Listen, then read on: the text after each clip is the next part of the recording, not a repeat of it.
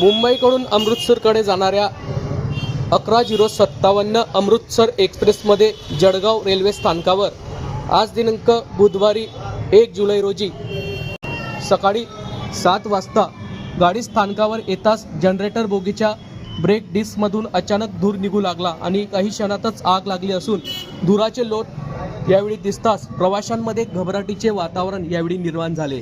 प्राथमिक माहितीनुसार रेल्वे रूळवरून एक चावी उडून टीव्हीला लागल्याने एअर प्रेशर अचानक रिलीज झाले, त्यामुळे जनरेटर, कार आणि सामान बोगीचे ब्रेक दाबले गेले।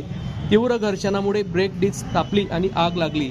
मात्र रेल्वे कर्मचारी आणि तांत्रिक अधिकाऱ्यांनी प्रसंगावत राखत तातडीने घटनास्थळी धाव घेतली असून जनरेटर बोगीतील फायर एक्झिक्युटिंग वर्करच्या साहाय्याने आग आटोक्यात आणण्यात यश आले आहे।